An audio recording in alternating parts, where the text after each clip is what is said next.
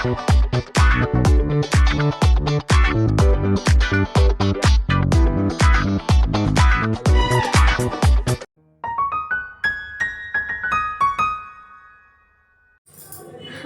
Welcome to my YouTube channel. ಎಲ್ಲರೂ ಹೇಗಿದ್ದೀರಾ? ಎಲ್ಲರೂ ಚೆನ್ನಾಗಿದ್ದೀರಾ ಅಂದ್ಕೊಳ್ತೀನಿ.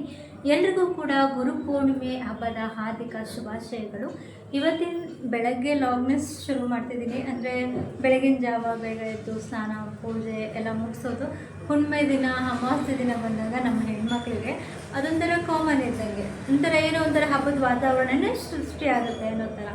ಹಾಗೆ ನಾನು ಕೂಡ ಇವತ್ತು ಪೂಜೆ ಎಲ್ಲ ಮಾಡ್ಕೊತಾ ಇದ್ದೀನಿ.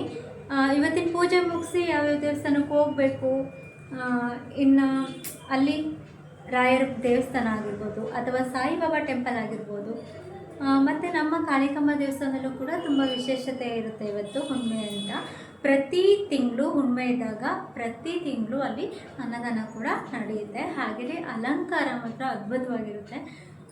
ನನಗೆ ತುಂಬ ಇಷ್ಟ ಆಗುತ್ತೆ ಈ ಥರ ಅಲಂಕಾರ ಎಲ್ಲ ನೋಡಲಿಕ್ಕೆ. ಮತ್ತು ದೇವಸ್ಥಾನಗಳಿಗೆ ಹೋಗೋದು ಅಂದರೆ ತುಂಬಾ ಇಷ್ಟ. ಹಾಗೆ ಮತ್ತೊಮ್ಮೆ ಇನ್ನು ಎಲ್ಲರಿಗೂ ಕೂಡ ಗುರುಪೌರ್ಣಿಮೆ ಹಬ್ಬದ ಹಾರ್ದಿಕ ಶುಭಾಶಯಗಳು. ಹಾಗೆ ನಮ್ಮ ಚಾನಲ್ನ ಯಾರೂ ಇನ್ನೂ ಸಬ್ಸ್ಕ್ರೈಬ್ ಮಾಡ್ಕೊಂಡಿಲ್ಲ, ದಯವಿಟ್ಟು ಚಾನಲ್ನ ಸಬ್ಸ್ಕ್ರೈಬ್ ಮಾಡ್ಕೊಳ್ಳೋದನ್ನ ಮರಿಬೇಡಿ. ಹಾಗೆ ನನ್ನ ಡೈಲಿ ಲಾಗ್ನ ನಾನು ಇವಾಗ ಶುರು ಮಾಡೋಣ ಅಂದ್ಕೊಂಡಿದ್ದೀನಿ. ಇಷ್ಟು ದಿನ ಸ್ಟಾಪ್ ಮಾಡಿದ್ದೆ, ಕಾರಣಾಂತರದಿಂದ ನಾನು ಕೆಲವೊಂದು ದಿನಗಳಿಂದ ವೀಡಿಯೋಸ್ಗಳನ್ನ ಅಪ್ಲೋಡ್ ಮಾಡೋದಾಗಿರ್ಬೋದು, ಇದು ಏನು ಕೂಡ ಮಾಡ್ತಿರ್ಲಿಲ್ಲ. ಬಟ್ ಇವಾಗ ಮಾಡೋಣ ಅಂತ ಅನಿಸ್ತದೆ. ನಿಮ್ಮ ಸಪೋರ್ಟ್ಸ್ ಅಂದರೆ ನಿಮ್ಮ ಸಹಕಾರ ನನಗೆ ತುಂಬಾ ಇಂಪಾರ್ಟೆಂಟ್ ಆಗುತ್ತೆ. Thank you so much. ಹಾಗೆ ನಮ್ಮ ಚಾನಲ್ನ ಸಬ್ಸ್ಕ್ರೈಬ್ ಮಾಡ್ಕೊಳ್ಳೋದನ್ನ ಮರಿಬೇಡಿ. ಹಾಗೆ ಇವತ್ತಿನ ಲಾಗ್ನ ಪೂರ್ತಿಯಾಗಿ ನೋಡಿ, ಎಲ್ಲೂ ಕೂಡ ಸ್ಕಿಪ್ ಮಾಡ್ದಲೇ ನೋಡಿ. ಧನ್ಯವಾದ.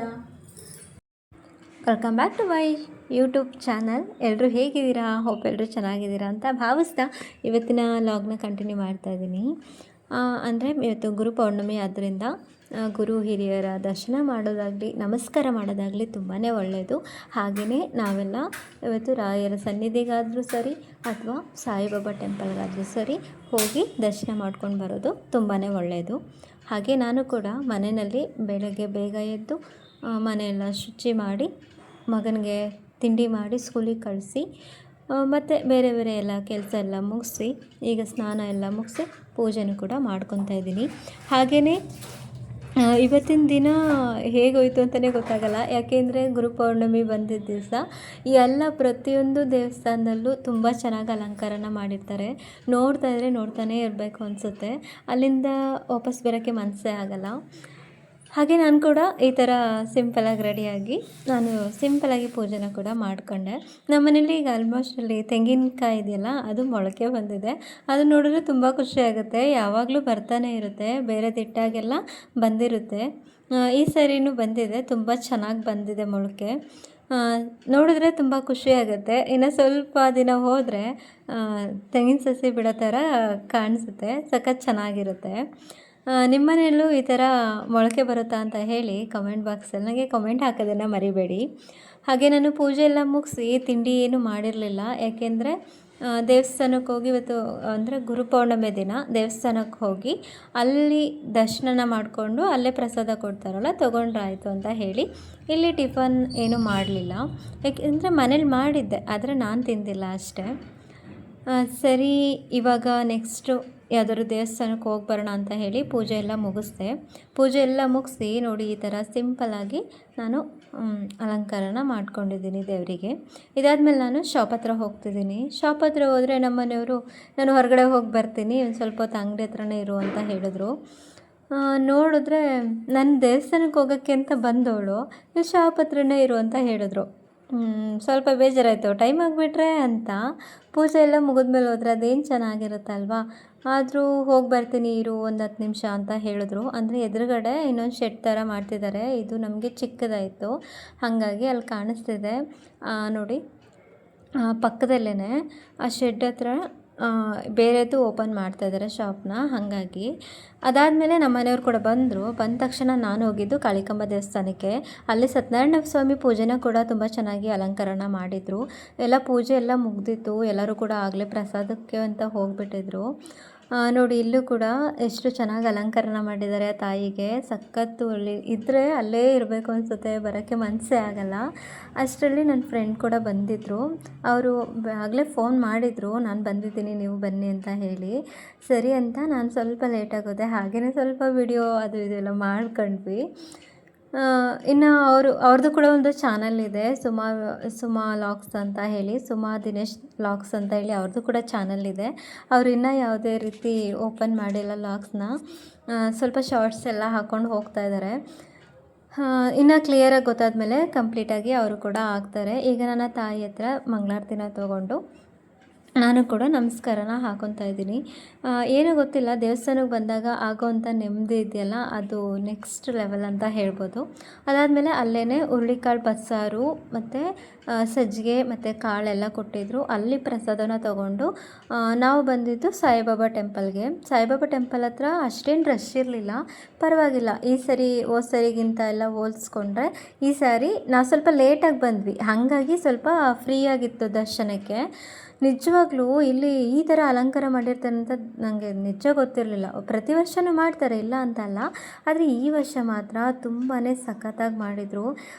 ಯಾವ ದೇವಸ್ಥಾನಕ್ಕೆ ಹೋದ್ರೂ ಇವತ್ತು ಅಲಂಕಾರ ಅಂತೂ ನೆಕ್ಸ್ಟ್ ಲೆವೆಲ್ ಅಂತಲೇ ಹೇಳ್ಬೋದು. ತುಂಬಾ ಚೆನ್ನಾಗಿತ್ತು. ನಾನು ಮತ್ತು ನನ್ನ ಫ್ರೆಂಡು ಅವರು ಬರೋ ಹಂಗಿರಲಿಲ್ಲ, ಬೇಡ ಒಂದು ದೇವಸ್ಥಾನ ಸಾಕು ಅಂತ ಪ್ಲ್ಯಾನ್ ಮಾಡ್ಕೊಂಡ್ವಿ. ಆದರೂ ಏನೋ ಮನಸ್ಸು ಮಾಡಿ ಇವತ್ತು ಈ ದೇವಸ್ಥಾನಕ್ಕೂ ಬಂದ್ವಿ, ಸಾಯಿಬಾಬಾ ಟೆಂಪಲ್ಗೆ. ಸಾಯಿಬಾಬಾ ಟೆಂಪಲ್ ನೋಡ್ತಾ ಇದ್ದೀರಲ್ವಾ, ನೋಡಿ ಎಷ್ಟು ಅದ್ಭುತವಾಗಿದೆ ಅಂತ ಹೇಳಿ ಅಲಂಕಾರ. ಈ ಬರೀ ಇಲ್ಲೇ ಅಂತಲ್ಲ, ಎಲ್ಲ ಕಡೆನೂ ಮಾಡ್ತಾರೆ. ಬಟ್ ನಮ್ಮ ಊರುಗಳಲ್ಲಿ ಈ ಥರ ಮಾಡಿದಾಗ ನಮ್ಮ ಊರಿಂದ ಶ್ರೇಷ್ಠ, ಹಾಗೆ ಹೀಗೆ ಅಂತ ನಮಗೂ ಅನಿಸುತ್ತೆ.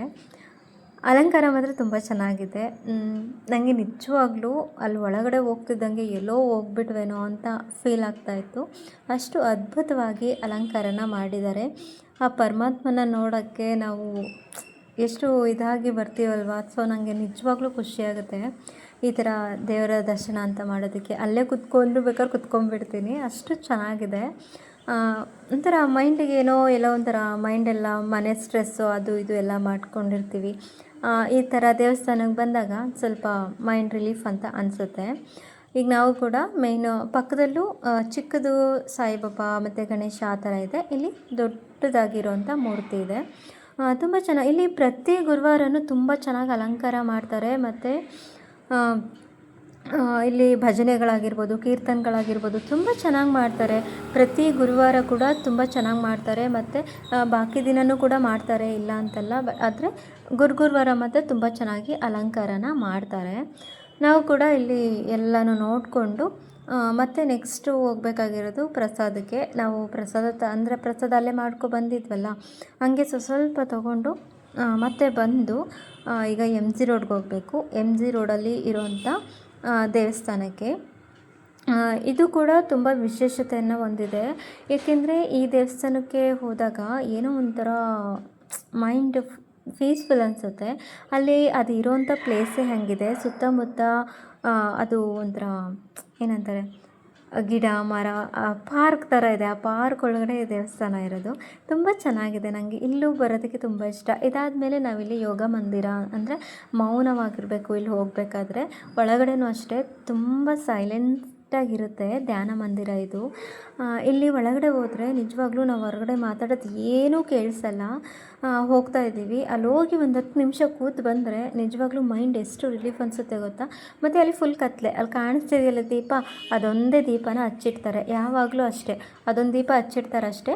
ಅಲ್ಲೋಗಿ ಕೂತ್ಕೊಂಡು ಮೌನವಾಗಿ ಒಂದು 10 ನಿಮಿಷ ನಾವು ಧ್ಯಾನನ ಮಾಡಿ ಆಚೆ ಬಂದರೆ ನಿಜವಾಗ್ಲೂ ಎಷ್ಟು ಮೈಂಡು ಏನೇನೋ ಸ್ಟ್ರೆಸ್ ಇರುತ್ತಲ್ಲ ಅದೆಲ್ಲ ಕಮ್ಮಿ ಆಗುತ್ತೆ. ನಿಜವಾಗ್ಲೂ ಡೈಲಿ ಹೋಗಲ್ಲಿ ಕೂತ್ಕೊಂಡು ಪ್ರಾರ್ಥನೆ ಮಾಡ್ಕೊಂಡು ಬಂದರೂ ತುಂಬ ಖುಷಿ ಅನಿಸುತ್ತೆ. ಇದೆಲ್ಲ ಮುಗಿಸ್ಕೊಂಡು ನಾವು ಬೇರೆ ಕಡೆ ಹೋಗೋಣ ಅಂತ ಪ್ಲ್ಯಾನು. ಬಟ್ ತುಂಬ ಮಳೆ ಬರ್ತಾಯಿತ್ತು. ಅಲ್ಲೇ ಸ್ವಲ್ಪ ದೇವಸ್ಥಾನದಲ್ಲೇ ಸ್ವಲ್ಪ ಹೊತ್ತು ನಿಂತ್ಕೊಂಡ್ವಿ. ಇದಾದಮೇಲೆ ಮನೆಗೆ ಹೋದ್ರೆ ಆಯಿತು ಅಂತ ಹೇಳಿ. ದೇವಸ್ಥಾನ ಮಾತ್ರ ತುಂಬ ಚೆನ್ನಾಗಿದೆ. ಯಾರೆಲ್ಲ ಎಮ್ ಜಿ ರೋಡಲ್ಲಿ ಇಲ್ಲಿಗೆ ಹೋಗಿಲ್ಲ, ಒಮ್ಮೆ ವಿಸಿಟ್ ಮಾಡಿ, ತುಂಬಾ ಚೆನ್ನಾಗಿದೆ. ದಿವ್ಯ ಚೈತನ್ಯ ಅಂತ ಹೇಳಿ ಅಲ್ಲಿ ಹೊರಗಡೆನೇ ಬೋರ್ಡನ್ನ ಹಾಕಿರ್ತಾರೆ. ಇದೆಲ್ಲ ಮುಗಿಸಿ ನಾವು ಕೂಡ ಹಾಗೆ ಸ್ವಲ್ಪ ವಿಡಿಯೋ ಸೆಲ್ಫಿ ಎಲ್ಲ ತೊಗೊಂಡು ಮುಂದೆ ಪಾಸ್ ಆಗ್ತಾಯಿದ್ದೀವಿ. ಏಕೆಂದರೆ ಅದಾದಮೇಲೆ ನನ್ನ ಫ್ರೆಂಡ್ ಜೊತೆ ಹೋಗಿದ್ದಾಯ್ತಲ್ವ, ಅವರು ಮನೆಗೆ ಹೋದರು ನನ್ನನ್ನು ಬಿಟ್ಟು. ಹಾಗೆ ಇಲ್ಲಿ ನಮ್ಮ ಅಕ್ಕ ಒಬ್ಬರು ಬಂದಿದ್ದರು. ಅವರು ಸ್ವಲ್ಪ ರೂಪಾ ಜ್ಯುವೆಲರ್ಸ್ಗೆ ಹೋಗೋಣ ಬನ್ನಿ ಅಂತ ಹೇಳಿದ್ರು. ಸರಿ ಅಂತ ಹೇಳಿ ರೂಪಾ ಜ್ಯುವೆಲರ್ಸ್ಗೆ ಹೋದೆ. ನಾನು ಮನೆಗೆ ಹೋಗಲಿಲ್ಲ, ರೂಪಾ ಜ್ಯುವೆಲರ್ಸ್ಗೆ ಹೋದ್ವಿ. ಅವರು ಮಾಂಗಲ್ಯ ಚೈನು ಡಿಸೈನ್ ಆಗಿರೋ ತೊಗೋಬೇಕು ಅಂತ ಹೇಳಿದ್ರು. ನಿಜವಾಗ್ಲೂ ರೂಪಾ ಜ್ಯುವೆಲರ್ಸಲ್ಲಿ ಒಳ್ಳೆ ಕಲೆಕ್ಷನ್ ಇದೆ.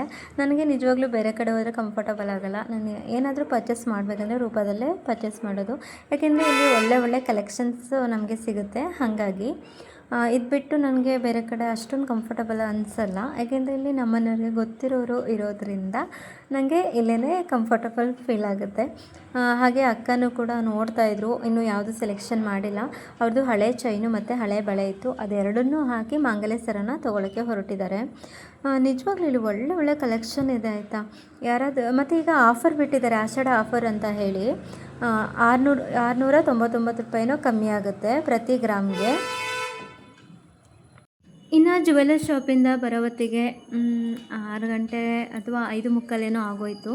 ಅಷ್ಟರಲ್ಲಿ ಬಂದು ನಾನು ಹೀಗೆ ಬಿಡಿ ಹೂನ ತೊಗೊಬರ್ತೀನಿ, ಮಲ್ಲಿಗೆ ಹೂನ ಲೂಸ್ ತೊಗೊಬಂದು ಈ ಥರ ಕಟ್ಕೊತೀನಿ. ಅದು ನನಗೆ ಒಂದು 3 ದಿವಸ ಆಗುತ್ತೆ. ಒಂದು ಮೂರು ಮಾರಂತೂ ಸಿಗುತ್ತೆ. ಅಂದರೆ ಹೊರಗಡೆ ತೊಗೊಳೋದಾದರೆ ಅವ್ರು ತುಂಬ ಈಜಿ ಬಿಡ್ತಾರೆ ಹೂನ, ಆದರೆ ಇಲ್ಲಿ ನಾವೇ ಕಟ್ಕೊಳ್ಳೋದ್ರಿಂದ ತುಂಬ ದಟ್ಟವಾಗಿರುತ್ತೆ. ನನಗೆ ಈ ಥರ ಕಟ್ಕೊಂಡು ಹೂನ ದೇವ್ರಿಗೆ ಮುಟ್ಸೋದಂದರೆ ತುಂಬ ಇಷ್ಟ.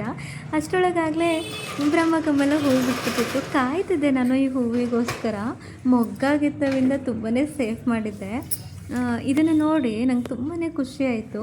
ಏನೋ ಒಂಥರ ತಣ್ಣಗೆ ಫ್ಲವರ್ನ ಮುಟ್ಟಿದಾಗ ಒಂಥರ ಕೋಲ್ಡ್ ಥರ ಅನ್ನಿಸ್ತಾಯಿತ್ತು. ಸಖತ್ ಚೆನ್ನಾಗಿತ್ತು. ಇದು ನಾನು ಪೂಜೆ ಎಲ್ಲ ನೋಡ್ಬಾ ಸುಮ್ಮನೆ ಹಾಗೆ ಹೂ ಕಟ್ಟಿ ಸ್ವಲ್ಪ ಹೊತ್ತಾದಮೇಲೆ ಸ್ವಲ್ಪ ಆಚೆ ಬರೋಣ ಅಂತ ಹೇಳಿ ಬಂದೆ. ಅಷ್ಟರೊಳಗೆ ಹರಳು ಬಿಟ್ಟಿತ್ತು. ಈ ಹರಳೋದನ್ನು ವೀಡಿಯೋ ಮಾಡ್ಕೋಬೇಕು ಅಂದ್ಕೊಂಡೆ, ಆಗಲೇ ಇಲ್ಲ. ನೋಡಿ ಎಷ್ಟು ಚೆನ್ನಾಗಿದೆ ಅಂತ ಹೇಳಿ. ನಿಮ್ಮನೇಲೂ ಈ ಥರ ಅಂದರೆ ಬ್ರಹ್ಮಕಮಲ ಇದ್ದರೆ ನನಗೆ ಕಮೆಂಟ್ ಹಾಕಿ, ಅರಳಿತ್ತಾ ಏನು ಅಂತ ಹೇಳಿ. ಇದು ವರ್ಷಕ್ಕೊಂದೇ ಸಾರಿ ಬಿಡೋದು ಅಂತ ಹೇಳ್ತಾರೆ. ನಂಗೆ ತುಂಬ ಖುಷಿ ಆಯಿತು ನೋಡಿ, ಬಟ್ ದೇವ್ರಿಗೆ ಮುಟ್ಸೋಕ್ಕಾಗಲಿಲ್ಲ. ಇದಾದಮೇಲೆ ನೈಟ್ ಊಟಕ್ಕೆ ಅಂತ ಹೇಳಿ ಖಾರ ಪೊಂಗಲ್ನ ಮಾಡ್ಕೋತಾ ಇದ್ದೀನಿ. ಖಾರ ಪೊಂಗಲ್ನ ಮಾಡ್ಕೊಂಡಿದ್ದಾದಮೇಲೆ ಇನ್ನೇನು ನೈಟ್ ಊಟಕ್ಕೆ ಸಾಕು. ಮಧ್ಯಾಹ್ನ ಎಲ್ಲ ಹೊರಗಡೆ ದೇವಸ್ಥಾನದಲ್ಲಿ ಪ್ರಸಾದ ಆಗಿತ್ತಲ್ಲ, ಹಾಗಾಗಿ ಸಿಂಪಲ್ಲಾಗಿ ಪೊಂಗಲ್ ಮಳೆ ಬೇರೆ ಬರ್ತಿತ್ತಲ್ಲ, ಪೊಂಗಲ್ ಮಾಡು ಚೆನ್ನಾಗಿರುತ್ತೆ ಅಂತ ಹೇಳಿದರು. ಹಂಗಾಗಿ ಪೊಂಗಲ್ನ ಕೂಡ ಮಾಡಿಕೊಂಡೆ. ಯಾಕೆಂದರೆ ನಾನು ಹೂವನ್ನ ಕಟ್ತಾ ಕೂತಿದ್ನ, ಹಾಗಾಗಿ ಸ್ವಲ್ಪ ಲೇಟಾಗಿಬಿಡ್ತು. ಈ ಕಡೆ ಹೆಸರುಬೇಳೆನ ಕೂಗಿಸ್ಕೊಂಡು ಆ ಕಡೆ ರೈಸ್ ಇಟ್ಕೊತಾ ಇದ್ದೀನಿ. ಏಕೆಂದರೆ 2 ಕಡೆನೂ ಆಗಿಬಿಟ್ರೆ ಬೇಗ ಮಾಡ್ಕೋಬೋದು ಅಂತ ಹೇಳಿ ಒಂದು 8-8:15 ಮಾಡೋಣ ಅಂತ ಅಂದ್ಬಿಟ್ಟು ಮಾಡ್ಕೊತಾ ಇದ್ದೀನಿ.